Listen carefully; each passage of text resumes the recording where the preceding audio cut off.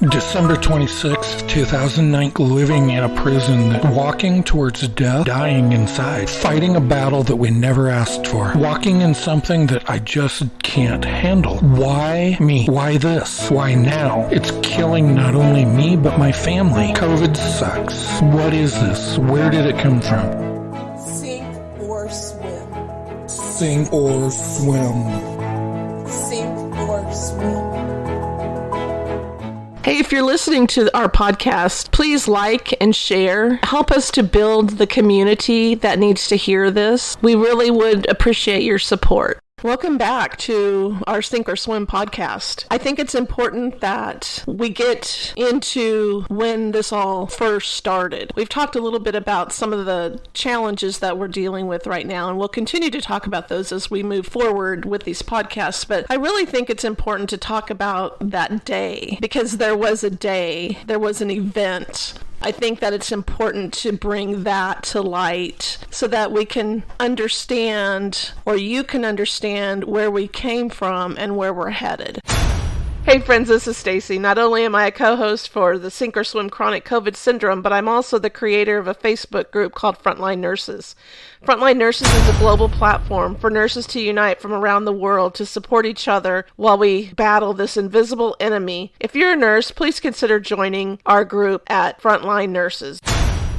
So I vividly remember, it was the day after Christmas, December 26, 2019. Now, at this point, we hadn't heard of COVID yet. We know as COVID today wasn't even, for lack of better words, an option of this event on December 26, 2019. So let me tell you about the event. We had a house full of company. Doug woke up and he couldn't get out of bed. He was so dizzy. He was so nauseated. He was so incapacitated that he had to go to the bathroom really bad, but he couldn't get out of bed. So I tried to help him get out of bed to go to the bathroom, and I couldn't do it. So what I did was I went and got my son, and I went and got my nephew, and I went and got my daughter to try to get him out of bed. Now, it's important to know that we have been married for over 30 years at this point. I have never seen this man sick, except with chicken pox that he got because one of my bridesmaids in my wedding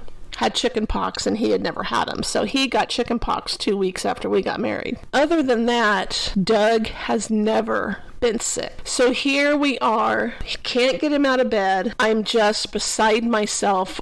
I don't know what to do. I'm thinking, okay, maybe this is the flu because, we're in flu season. We don't know anything about COVID yet. We just took him to the bathroom a couple times that day and he just stayed in bed. We just got him up and down, 3 or 4 of us. Our son and our nephew was who was there, and I just would add to what you just got done saying is that it's so extremely difficult to put terms to what was felt because you said dizziness, but I couldn't describe it as dizziness. It was way, way, way, way, way beyond worse than that. It was all so bad that you had our son and nephew come in and help you with it. Yeah, I couldn't do it on my own. I tried, but I couldn't. And I kept saying, I need to call an ambulance. I need to call an ambulance, and you wouldn't let me. I was being stubborn. We've pretty much decided at this point that nobody would have known what to do with me anyway because no one knew COVID even existed yet. Thinking that, okay, it's probably the flu, so let's just see how things go in the next couple days. Well, he finally was able to get out of bed a couple days later.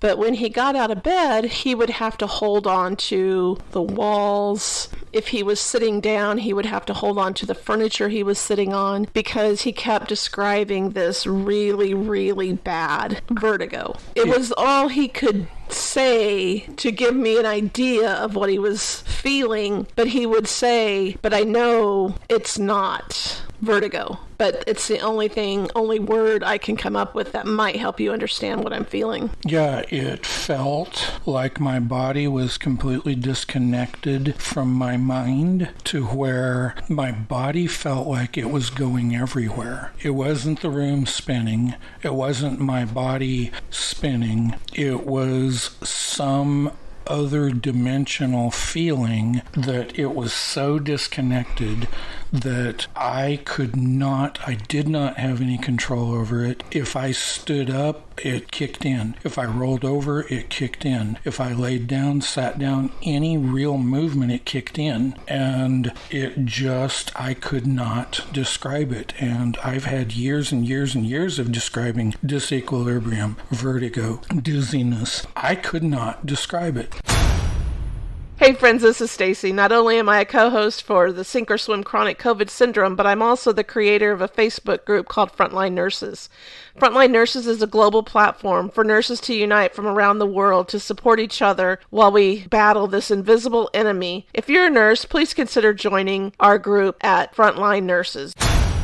That's how this episode manifested. We're a couple days down the road. Like I said, he was able to get out of bed with some assistance. He was so very unstable, but he held on to walls. I held on to him, whatever it took to get him from room to room. As it went on and it didn't seem like anything was getting any better, we ended up in the emergency room a couple times. By this time, we've heard about COVID. This has gone on for several months now. Still, same thing. Dizzy, I guess. That's just what I'm going to call it, vertigo. COVID now is in the spotlight. It's the very beginning of it. We go to the emergency room. He's having palpitations. I'm feeling he's sitting on the sofa next to me, and I just look at him. I could feel that his skin was cool and clammy, and I could see the look in his eyes that there was something not right, that it was a fear of something. And he said, "Would you check my pulse?" So I am a nurse. What I could feel when I was palpating his pulse was that he was having what's called bigeminal preventricular contractions, that his heart was skipping every other beat. And he was very symptomatic with that. He'd never felt it before. So we ended up going to the emergency room for that. It was validated on his EKG that every other beat was being skipped. They asked us if there's a possibility that we could have been in contact with COVID. Of course, no. We hardly even knew what it was yet. But at that point, we had no idea that maybe we were in contact with COVID. They ended up sending us home. We went back kind of with the same complaints. When he wasn't getting any better and I thought it was the flu, we did go to our primary care physician. She did a couple things. She thought maybe he had had a stroke. He's at this point 52, in our mind pretty young for a stroke, and it didn't seem like that was how the episode unfolded. So she tried to rule that out, but she wanted us to see an ear doctor. So we made an appointment, went to see the ear doctor, and what he diagnosed was the benign proximal positional vertigo, that PPV, and that's what he said was happening. So he gave us all these exercises to move Doug's head around, to position him, to help his rocks, is what he called them, in his head to get back into the position it needed to be. We were ecstatic, thinking that we knew what was going on. So Doug worked on that for several weeks. It made somewhat improvement. So, at the beginning of all of this, it gave hope. Yeah, we thought we had figured it out. We thought it was over. And it gave it a diagnosis. So those two things. So, literally I went, I did the positional, I stayed, I slept sitting up, which is horrible to me. I cannot sleep sitting up. It's just not normal. But I did it for I don't know how many days. It seemed to make a difference.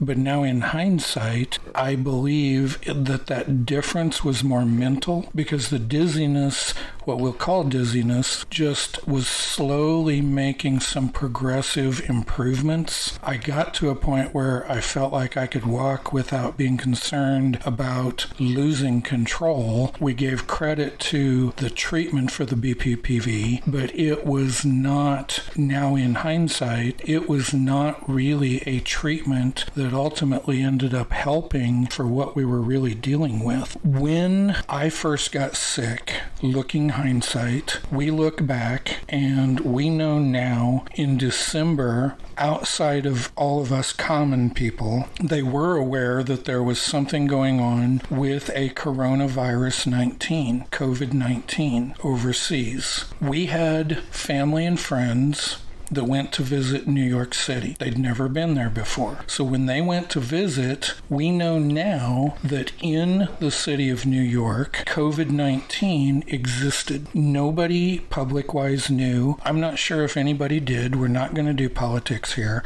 We're not going to do conspiracy theories here.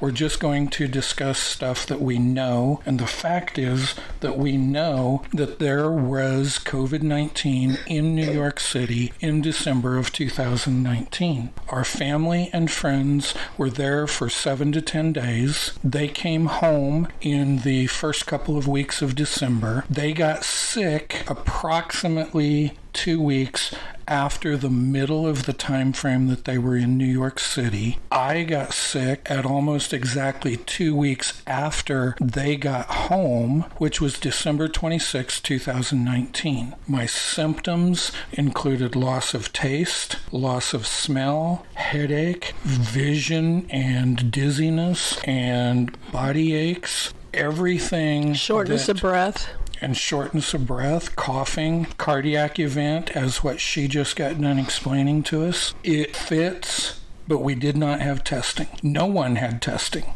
So those of us who got sick early are potentially, in fact, I know there's nothing potentially about it. We have nothing to lay on paper to prove we got sick from COVID. We got all the symptoms. We got all of this long-term chronic COVID syndrome, but literally no positive COVID test, but I had all of the symptoms. Walking through, I even ended up with something that's called COVID toe. Ultimately, this happened about multiple weeks to about 3 months into this whole process, but it kept going and kept going and kept going. My diagnosis, just like a ton of us out here, was by hindsight realizing what the symptoms were way back when I got sick. During all of that, and even still up to today, so many doctor's visits, so many specialty visits, so much labs, and nothing. No one.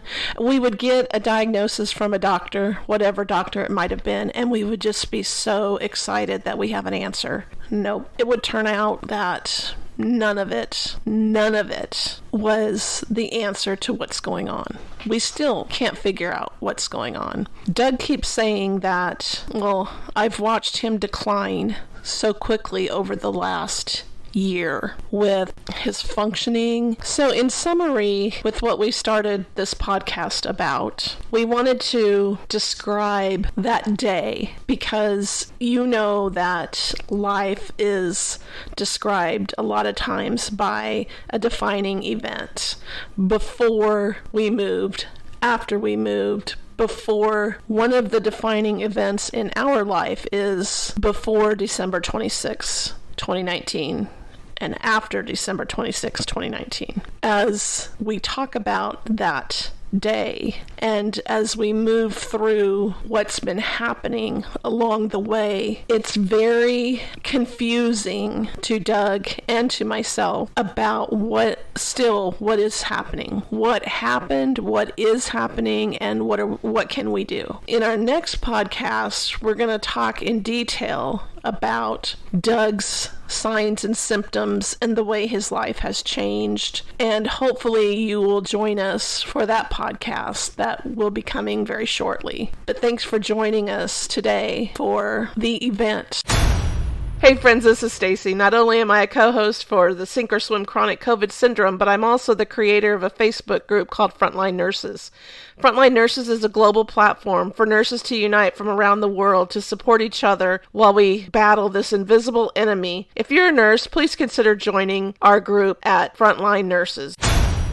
So you're listening to Sink or Swim, a lived experience. We're dealing with COVID-19, coronavirus, long hauler, long COVID, all of it. It's really chronic COVID syndrome. You're joining us in our podcast. We're going to have more coming. We request, we need you to follow the podcast, share the podcast to everyone, family and friends, because there's a lot of people out there that need to hear both what we're doing, what we're going through, what we're talking about, but they also need to have the understanding that they're not alone. And the only way a lot of them are even going to know know this exists is if you share it. You follow it, you share it, you talk about it in your social media, and comment, because your comments helps other people to be able to talk with you and with us. Follow us, please share, and please feel free to comment on every single one of these. You can tell other people to search their favorite podcasts, and what they're looking for is Sink or Swim, long haulers, long COVID, because we want to make sure that people find it. We're dealing with chronic COVID syndrome. You're not alone. We have a choice. We can just sit here and sink, but